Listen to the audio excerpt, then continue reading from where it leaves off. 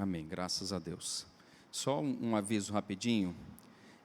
Segunda-feira é véspera de feriado. A Neila teve uma ideia, e eu convoquei-a também, dela fazer um tempo de oração aqui pela nossa nação. Então, na segunda-feira, às 8 horas da noite, a irmã Neila vai estar liderando esse tempo de oração, especificamente pela nossa nação, pelo Brasil, tá bom? A gente sabe que terça vai ter alguns movimentos, e não é por isso que a gente está orando. A gente está orando para que a gente não perca a liberdade de pregar a palavra de Deus como ela é, tá? Então, segunda-feira tem oração.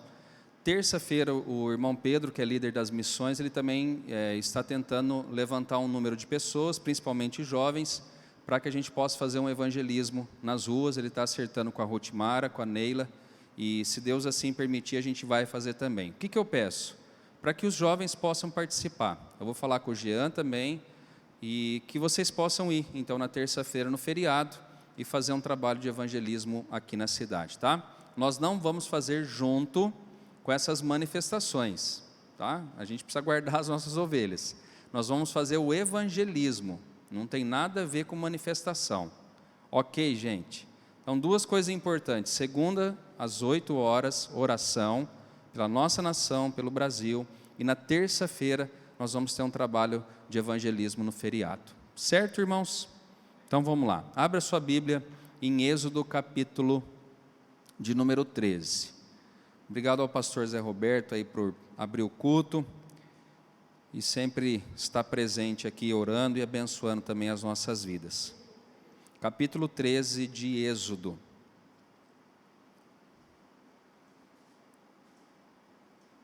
Esse texto falou muito ao meu coração hoje à tarde, e eu queria compartilhar com vocês, capítulo 13 de Êxodo, versículo 17 e o versículo de número 18.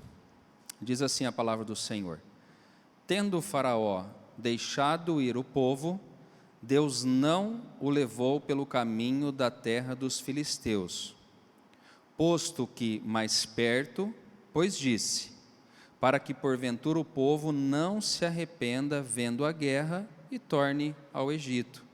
Porém, Deus fez o povo rodear pelo caminho do deserto perto do Mar Vermelho, e arregimentados subiram os filhos de Israel do Egito. Vamos orar ao Senhor. Pai, muito obrigado pela Tua palavra.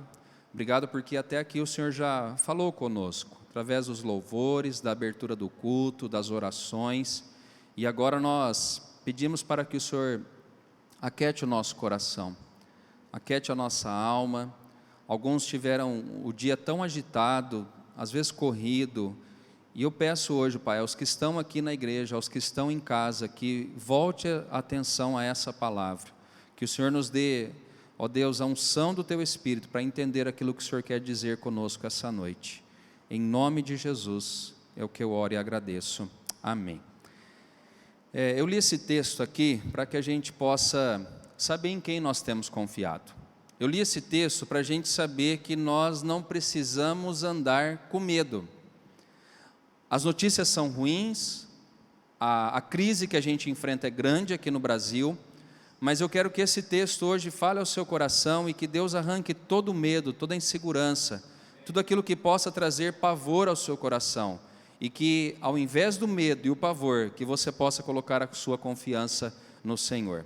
Depois de várias e centenas de anos que Israel estava ali em escravidão e clamor a Deus por libertação, Deus finalmente arranca o povo dele da escravidão do Egito.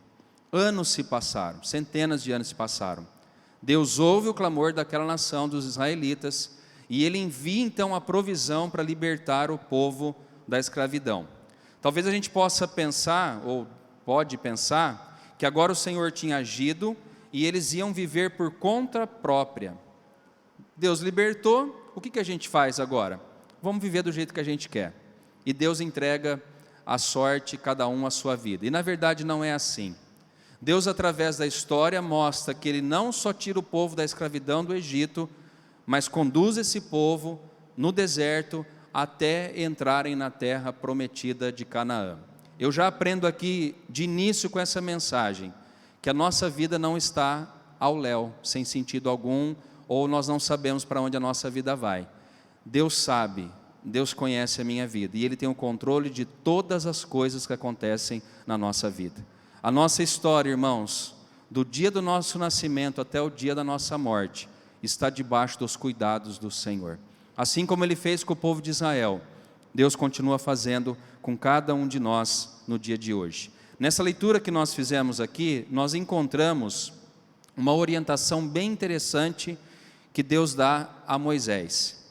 Embora houvesse um caminho mais curto para chegar a Canaã, o povo ficaria tão assustado que encontraria na terra dos filisteus que até poderia voltar à vida da escravidão do Egito. Se a gente observar o versículo 17, diz assim: tendo o faraó deixado ir o povo, Deus não o levou pelo caminho da terra dos filisteus, posto que mais perto, pois disse, para que porventura o povo não se arrependa vendo a guerra e torne ao Egito. Olha que interessante o que Deus faz aqui para a gente entender, depois eu quero entrar na mensagem propriamente dita. Deus tinha um caminho para esse povo, e o caminho aos olhos humanos seria um. Qual que era o caminho? De sair do Egito até a terra de Canaã, passar pelo meio do povoado dos filisteus, a essa Filícia aqui, e esse caminho seria mais curto, e encontrar guerras, e encontrar problemas, mas era um caminho mais curto. Mas Deus não faz dessa maneira. Deus, Ele proporciona um caminho mais longo. E por que Ele proporciona isso? Para que o povo de Israel não voltasse à escravidão do Egito. Se o caminho é curto, o que a gente pensa? Qualquer hora eu posso voltar. Se o caminho é longo, você não pensa um pouquinho mais? É que nem visita quando vem em casa, né, dona Sônia?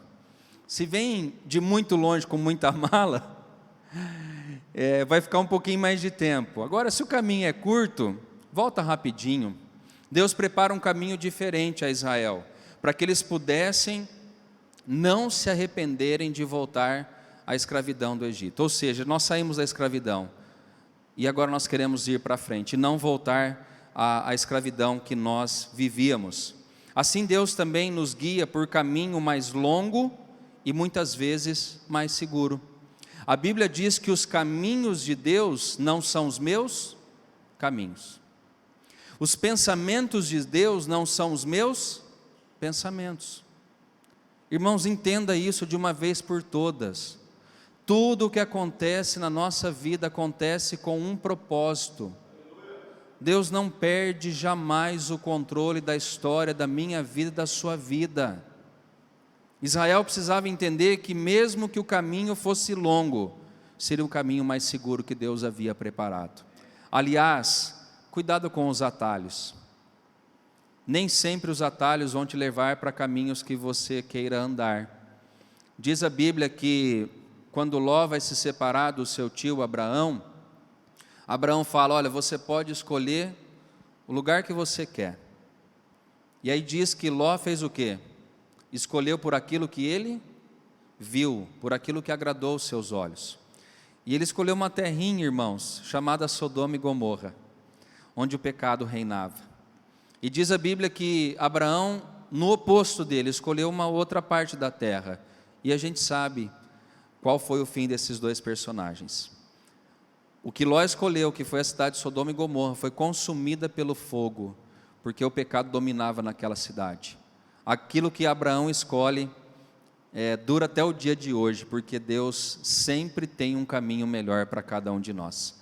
Pode ser mais longo, pode não ser tão bonito, mas é o caminho que Deus escolheu para você. E Ele controla a história da nossa vida nas mãos dEle.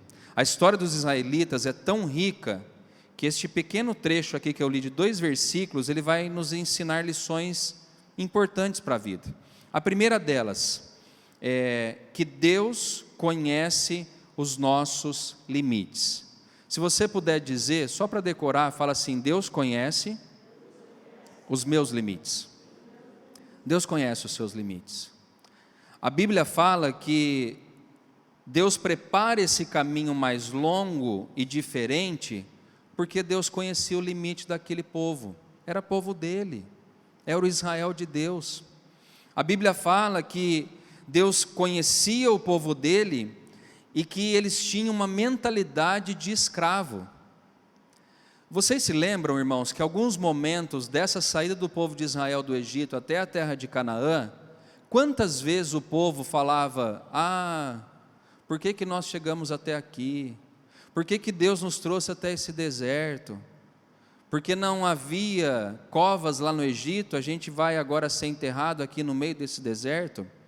O povo tinha uma mentalidade de escravo. Se a gente acompanhar no versículo de número 11 do capítulo 14, acompanhe comigo, por favor. Êxodo 14, 11, diz assim, disseram a Moisés: será por não haver sepulcros no Egito que nos tirasse de lá, para que morramos nesse deserto? Por que nos tratastes assim, fazendo-nos sair do Egito? Percebe, irmãos, que Deus conhecia o limite daquele povo. E a mentalidade do povo era uma mentalidade de escravo, porque eles tinham acabado de sair do jugo da escravidão, estavam a caminho à terra prometida de Canaã, e nas primeiras provações eles disseram o quê? Se nós tivéssemos ficado no Egito, se nós tivéssemos permanecido naquele lugar, mesmo que de escravidão, mas a gente tinha a nossa comida, a gente tinha a nossa terrinha. Escravo não tem direito a nada, irmãos. Mas diz a Bíblia que Deus ele trata aquele povo conhecendo os seus limites. E eu quero dizer a você, Deus conhece os meus e Ele conhece os seus limites. Irmãos, entenda uma coisa, eu e você não precisamos provar nada para Deus, porque Ele conhece cada um de nós. Ele sabe das minhas limitações, Ele conhece também as suas limitações.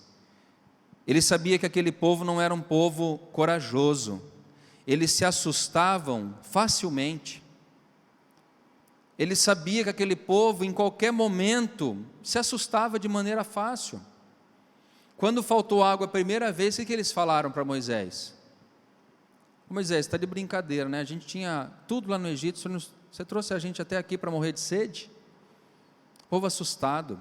Quando eles estavam saindo do Egito, na primeira provação que eles têm, que eles estão com o faraó atrás com seus cavalos, eles estão diante do mar, e aí o que eles fazem apavorados? A gente vai morrer. E aí Moisés clama a Deus dizendo: Deus, o que eu faço? E diz a palavra que Deus fala o que para Moisés? Moisés, por que clamas a mim? Diga a esse povo que ele marche. E diz a palavra do Senhor que Moisés estende o cajado por sobre as águas, e os mares, as águas, se abrem. Deus conhece os nossos limites, irmãos. Deus conhecia os limites daqueles irmãos israelitas que eles não eram corajosos e que em qualquer momento eles podiam retroceder na sua caminhada com o Senhor. Eles não tinham condições de passar pela terra dos filisteus. Por isso que Deus pega um caminho mais longo, dá uma volta maior, porque Ele conhecia o limite do povo israelita. E Deus conhece também os meus limites. Toda provação, toda luta que você passa na sua vida, passa com a permissão do Senhor. Lembre disso, irmãos. Às vezes você olha para o seu problema e fala assim: puxa, esse problema está muito grande. Deus sabe do seu limite. Deus sabe o que você suporta passar ou não. Ele é o seu Deus, Ele é o Senhor da sua vida. Portanto, continue confiando no Senhor. Continue acreditando que Ele sabe até onde você pode ir e Ele vai te abençoar do jeito que você é, da maneira que você é, conhecendo os seus limites. Segunda lição que a gente aprende aqui com esse texto é que o Senhor tem para nós planos muito melhores do que os nossos planos. Pode repetir comigo dizendo: Deus tem planos melhores que os meus planos. Entenda isso também. Além de Deus conhecer os seus limites, os planos do Senhor são melhores do que os seus planos. Tem muita gente querendo ensinar Deus a fazer o milagre acontecer. Deus não precisa disso. porque os planos dele são melhores do que os seus. A gente fica, ai, mas se fulano de tal falasse com meu filho, com meu marido, com a minha esposa, ai, se não sei quem fizesse isso, ai, se não sei quem arrumasse emprego. Irmãos, Deus sempre tem o melhor para nós. A nossa vida não está nas mãos dos homens, a nossa vida está nas mãos do Senhor. Diz a Bíblia que Deus sabe os pensamentos que Ele tem ao nosso respeito, os planos que Ele tem ao nosso respeito, e são caminhos de paz, e não caminho de mal. Um dia eu achei que eu fosse ser eternamente representante, vendedor de medicamento, e eu fiquei frustrado por muito tempo, por não ser um propagandista, mas eu entendi que o plano de Deus é melhor do que o meu. Eu não sei aonde eu estaria, se eu continuasse fazendo aquilo que agradava o meu coração somente. Quando a gente é novo, a gente pensa muito sobre isso, né? Ah, se eu tivesse assim, se eu tivesse assado, ah, se esse meu plano, ah, se esse meu projeto. Eu quero dizer que o projeto certo é aquele que Deus tem para a sua vida, independente do que você seja, independente de tudo que acontece na sua vida, Deus sempre tem planos melhores do que os nossos planos. Apesar de não enfrentarem ali o horror da guerra, a mera visão dos egípcios, os perseguindo, já foi o bastante para fazê-los lamentar a decisão de sair do Egito. Eles estavam achando que vida boa, qual que era? Aquela que eles tinham no Egito, na escravidão. Eles estavam achando que, puxa vida, se Deus deixasse a gente lá quietinho como escravo, a nossa vida ia estar melhor. Mas eles se esqueceram que Deus sempre tem planos melhores para as nossas vidas. Viver como escravo era mais cômodo, porque eles trabalhavam, pelo menos recebiam um alimento. Imagine você morar num deserto, irmão, você acha que é fácil? O que vocês acham? Eles estavam na escravidão, tinham lá a sua comida, tinham o seu trabalho, e agora Deus tira eles desse meio ali da escravidão, e agora vai para um deserto até entrar na terra prometida. Tirou esse povo do comodismo, tirou esse povo de uma segurança que eles tinham, porque viver no deserto quer dizer que nós vamos viver na dependência de Deus. E são poucas as pessoas, irmãos, que suportam viver no deserto. Vida cristã é vida no deserto, vocês concordam comigo? Tem momentos de paz, de alegria. Tem oásis que Deus prepara para nós, que jorram mananciais de águas. Tem, mas andar com Deus é uma vida de deserto. Nós somos perseguidos, nós somos afrontados. Nós somos a todo momento, a Bíblia fala que nós somos entregues à morte todos os dias. O diabo quer nos matar, ele quer nos destruir. E não só matar fisicamente, ele quer matar a nossa alma espiritualmente. Mas eu quero dizer que o plano de Deus é melhor do que os nossos planos. O que Deus tem para nós é bem melhor do que aquilo que a gente possa imaginar. Mas Deus queria dar a eles uma vida completamente diferente, de liberdade e também de plenitude. Mesmo vivendo no deserto, eles não eram mais escravos, agora eles eram livres, porque Deus tem planos melhores para cada um de nós. Terceiro ponto da mensagem, então, Deus conhece os meus limites, Deus tem os planos melhores para as nossas vidas, e por fim, Deus cuida de nós e nos ama do jeito que nós somos. Agora você vai falar só para encerrar, fala, Deus cuida de mim e me ama do jeito que eu sou. Você crê nisso que você acabou de falar? Você acredita que Deus te ama do jeito que você é? Sim ou não, gente? Eu creio. Deus me ama apesar das minhas fraquezas. Deus me ama apesar dos meus limites. Deus me ama apesar dos meus erros. Deus me ama apesar dos meus fracassos. Deus me ama. E Ele amava aquele povo também. Deus tomou aquele povo amedrontado e conduziu aquele povo pela sua mão.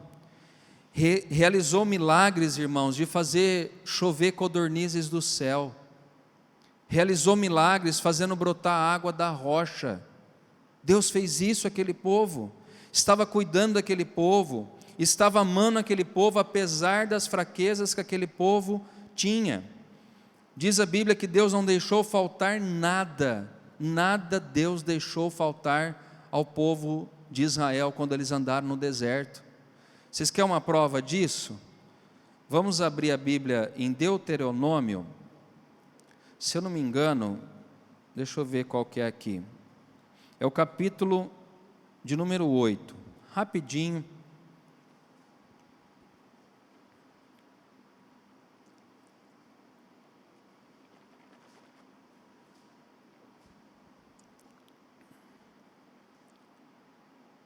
Capítulo 8 de Deuteronômio.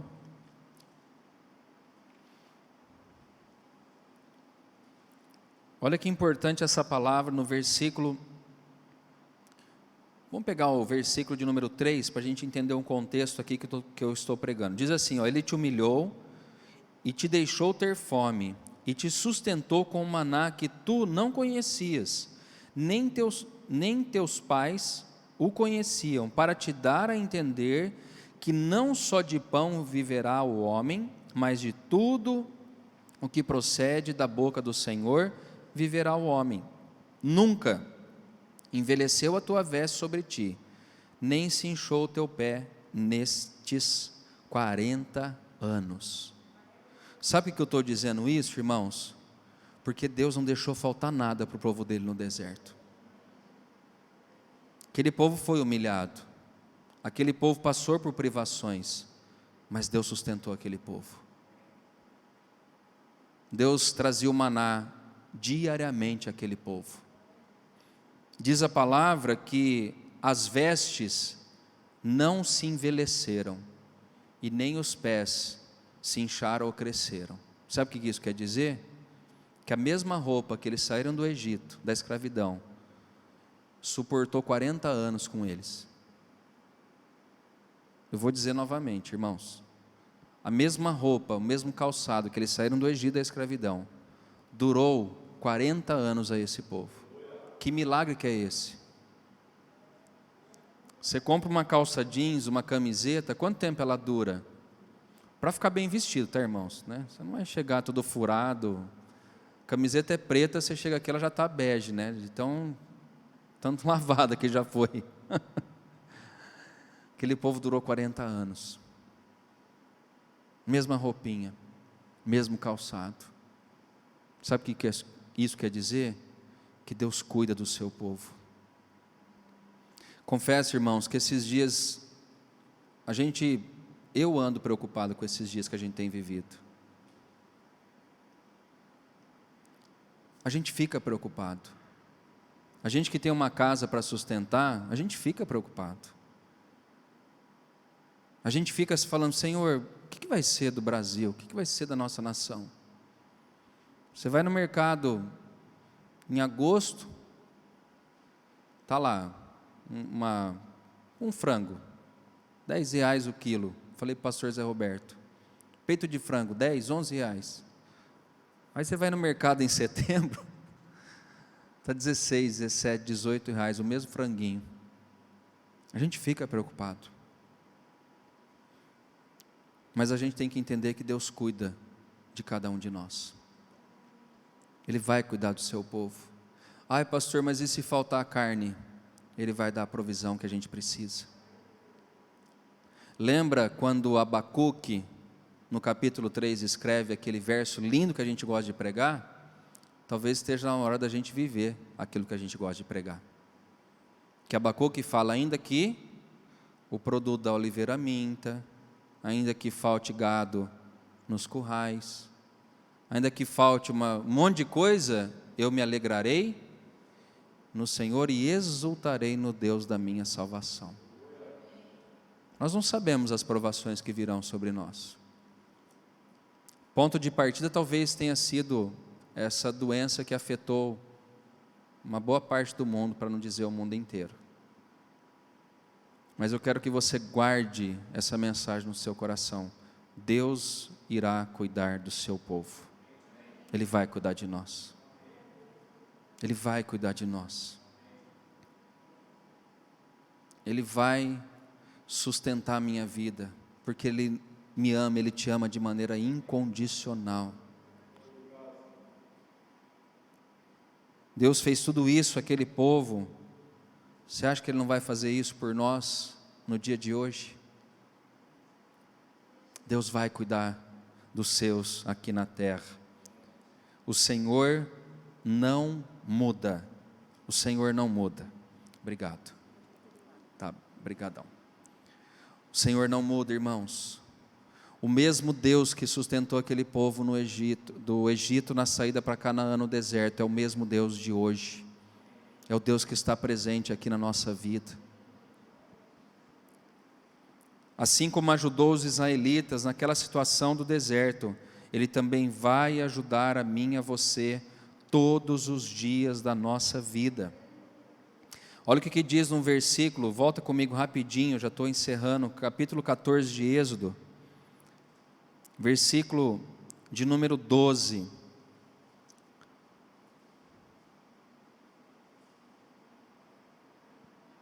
Êxodo capítulo 14, versículo 12 diz assim: não é isso o que te dissemos no Egito? Deixa-nos para que sirvamos os egípcios, pois melhor nos fora servir aos egípcios do que morrermos no deserto. Moisés, porém, respondeu ao povo: não temais, aquietai-vos e vede o livramento do Senhor que hoje vos fará, porque os egípcios que hoje vedes, nunca mais os tornarei a ver. O Senhor pelejará por vós, e vós vos calareis. Sabe o que isso quer dizer? Moisés, ele levanta ele no meio do povo e fala: meus irmãos israelitas, não temam, Deus cuidou de nós até aqui, Deus cuidou do seu povo até nesse momento da história, e Ele vai dar um livramento. Olha o que diz a palavra: o Senhor pelejará por vós, e vós vos calareis. Sabe o que Moisés está dizendo em outras palavras? Confiem no Senhor, Ele vai sustentar vocês, Ele vai dar o livramento na hora certa, Ele vai dar a provisão na hora certa, Ele vai intervir na hora certa, mas na hora dEle, não na minha hora, porque Deus cuida de nós e nos ama do jeito que nós somos, mesmo com medo, com falhas, com temores. Deus vem de encontro às nossas necessidades, Ele pelejará, Ele lutará, Ele brigará por nós, e nós ficaremos calados, porque Ele é o Deus que supre, Ele é o Deus, o Jeová Jirê, o Deus da nossa provisão. Ele é o Deus da nossa provisão, nós confiamos nele, somente nele. Não é preciso viver uma vida com medo, pois Ele oferece a ajuda que eu e você precisamos na nossa vida. Eu não preciso ficar com medo, por mais que às vezes a gente fique, nós não precisamos ficar. É relaxar, é descansar no Senhor e saber que Ele vem de encontro às nossas necessidades. Algumas vezes as circunstâncias podem até nos deixar atemorizados, mas nós precisamos confiar em Deus e nós precisamos confiar em Deus e obedecer, não dizer, obedecer a sua vontade. E o último versículo, Romanos 8:31, se a Ana Júlia achar, eu quero ler com vocês aqui no telão, para eu encerrar essa mensagem. Romanos 8:31, Aninha, por favor.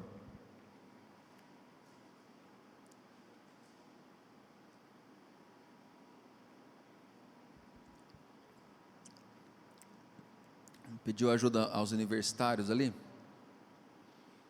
Vamos ler comigo? Vamos ler essa palavra? Está dando? Odri, apaga a luz aqui para mim da frente, por favor. Vamos ler comigo aqui? Que diremos, pois, a estas coisas? E agora você vai falar bem alto, vamos lá? Se Deus é por nós, quem será contra nós? Se Deus é com você, quem vai ser contra você? Por que temer? Por que ficar apavorado? Por que a gente, ai meu Deus, agora vai ser o fim? Não! Se Deus é por nós, quem vai ser contra nós, irmãos? Se Deus está à frente da nossa vida, quem poderá nos deter? Se o maior poder que há no universo é do nosso Deus, se Ele é contigo, quem será contra você? Que a nossa fé, que a nossa confiança esteja depositada no Senhor todos os dias da nossa vida. Todos os dias da nossa vida. Quando vier o temor, quando vier o medo noturno, você fala: o Senhor é comigo, ninguém poderá se levantar contra mim e destruir a minha vida, porque Deus é o meu Senhor, é Ele o meu sustentador. Se chegar ao meio-dia você ficar preocupado, Deus é contigo, ninguém será contra você, porque maior é o que está em nós do que aquele que está no mundo. É essa palavra de fé que Deus quer que você tenha dentro do seu coração, queimando dentro do seu coração. Quando as circunstâncias, quando os problemas se levantarem contra a sua vida, confie no Senhor, deposite a sua fé somente no Senhor. A nossa confiança está nele, e se Ele é por nós, quem será contra nós? Vamos ficar em pé, nós vamos orar essa noite. O Senhor é o nosso Deus, Ele é o nosso refúgio, Ele é a nossa fortaleza. O nosso Deus é o socorro bem presente em todas as tribulações que nós enfrentamos na vida. Isaías 41:13 diz: pois eu sou o Senhor, o seu Deus, que o segura pela mão direita e lhe diz: não tema, eu o ajudarei. É esse Deus que pega nas suas mãos essa noite, dizendo: filho, filha, não tema, eu vou te ajudar, eu vou te fortalecer, eu vou guiar a sua vida, mesmo que você passe por momentos difíceis, eu estarei do seu lado cuidando de cada detalhe da sua vida. Vamos orar essa noite. Você vai colocar diante do Senhor as lutas, os problemas, as dificuldades que você está enfrentando. Você vai colocar diante do seu Deus essa noite, mas não duvidando, crendo que esse Deus Ele ouve e responderá às suas orações. Vamos fazer isso essa noite. Pai, nós agradecemos a Ti pela Tua palavra, Senhor. A Tua palavra é viva, a Tua palavra é eficaz, a Tua palavra tem poder para transformar a nossa vida, a Tua palavra tem poder para curar, para libertar, para restaurar, a Tua palavra tem poder para trazer força aos nossos corações. Mesmo que diante das dificuldades, mesmo diante das tristezas, das tribulações que nós enfrentamos na nossa vida, a Tua palavra nos fortalece essa noite. A Tua palavra traz fé para os nossos corações. A Bíblia diz que a fé vem pelo ouvir da palavra do Senhor. E nós hoje fomos alimentados pela Tua palavra, Senhor. Aumenta a nossa fé, aumenta o nosso ânimo, Senhor, e que a força e o poder do Teu Espírito Santo sejam presentes em nossas vidas.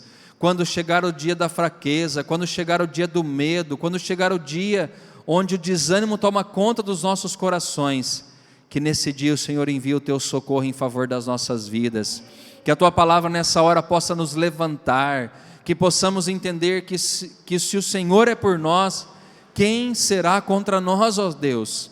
Que essa palavra possa trazer ânimo, fé, coragem, para que nós possamos prosseguir na nossa breve jornada aqui terrena, Senhor. Pai, supra as necessidades daqueles que têm passado por dificuldades financeiras, físicas, materiais. Ó Deus, aqueles que estão enfermos, levanta, ó Deus, esse irmão, essa irmã que está caído, cura os que estão enfermos, liberta aqueles que estão presos por algum pecado, por algum vício, liberta em nome de Jesus, Senhor Deus, e que a Tua palavra possa nutrir e alimentar os nossos corações, ó Pai, que a gente possa viver não por aquilo que a gente vê, mas por aquilo que nós cremos, e nós cremos em Ti, Jesus, nós cremos nessa palavra que foi pregada, e que o Senhor agora, ó Deus, envie a Tua provisão e a Tua bênção a cada irmão e irmã que ouvir essa mensagem, que o Senhor possa alcançar com a Tua bênção, em nome de Jesus. Amém e amém. Glória a Deus. A gente quer encerrar orando aqui por alguns irmãos. Deixa eu ver o que tem aqui para nós. A Silvia quer agradecer a Deus pelos livramentos. A Rosa também agradece porque Deus tem ajudado e protegido eles. A Ruth Mara pede oração pelo Antônio, Lucila, Dona Dorque, esposo, Jefferson, Ana Paula e filhos, Judite, pastora Rosângela. E agradece a Deus pela porta de trabalho, pelos filhos dela, pelo João e pela nora Letícia. A Rosa pede oração, ajuda para a amiga dela, a Eliana Toledo, a sua filha Luísa, que estão com Covid. Pede oração também pelo marido, que está com dores também nas pernas, vamos orar por ele, pelo seu Manuel. A Ruth também pede oração pelo Brasil. O Nádio pede oração pela esposa e filhos e pelo nosso país. O Jean, nosso irmão Jean, pede oração pela mãe dele. O Gerson quer agradecer os livramentos e pelo atendimento às orações que eles têm feito. E por último, o Dimas pede oração pela mãe, pela dona Mercedes, a Aparecida, a tia, o Alexandre, o garoto Raul, Osvaldo, o Valdir, pelos empresários, pela nossa nação e pela vida dele. Amém. Vamos orar então, irmãos. Vamos colocar essas orações, esses pedidos diante do Senhor e crendo naquela palavra que diz: pedi e dar-se-vos-á, batei e a porta lhe será aberta. Vamos orar em cima dessa palavra. Senhor, nós apresentamos todos esses pedidos diante de Ti. Nós só temos o Senhor nas nossas vidas, e a Tua palavra diz para nós pedirmos. A Tua palavra diz que aquele que bate na porta, a porta será aberta. E eu creio, Jesus, que nessa noite o Senhor está respondendo às nossas orações. Tudo que já foi falado aqui, pedido, todos os pedidos de oração que eu acabei de ler, nós entregamos diante de Ti. É só o Senhor quem pode, ó Deus. Só o Senhor quem pode salvar, é só o Senhor quem pode nos socorrer. É só o Senhor quem pode abençoar as nossas vidas. E é isso que nós pedimos nessa noite, Pai. Oramos também pela nossa nação. Tem misericórdia, ó Deus, do nosso país. Tem misericórdia das famílias que sofrem, ó Deus, devido à corrupção, aos crimes. Tem misericórdia, Senhor, daqueles que são mais desfavorecidos. Envia a Tua provisão a essas pessoas, Pai. E que o Senhor coloque por terra todo principado, todo poder de Satanás com seus demônios que tem assolado e tentado destruir a nossa nação, que caiam por terra em nome de Jesus. E que a nossa nação possa se render ao Senhor Jesus. A Tua palavra diz que feliz é a nação cujo Deus é o Senhor. E nós declaramos que Jesus seja o Senhor da nossa nação, do nosso país. Abençoe as famílias que estão presentes aqui também, as famílias da nossa igreja, as famílias que estão assistindo essa mensagem pelo YouTube. Alcança cada um de nós com a Tua bênção, com a Tua provisão, em nome de Jesus. Amém. Que o amor do Pai, a graça do Filho e que as consolações do Espírito Santo sejam sobre nós hoje, para todos sempre. Amém. Que Deus te abençoe e que você tenha fé em Cristo Jesus, que Ele está do seu lado. Vá em paz, cumprimente a pessoa que está ao seu lado. Aos que estão em casa, Deus abençoe a todos também, em nome de Jesus.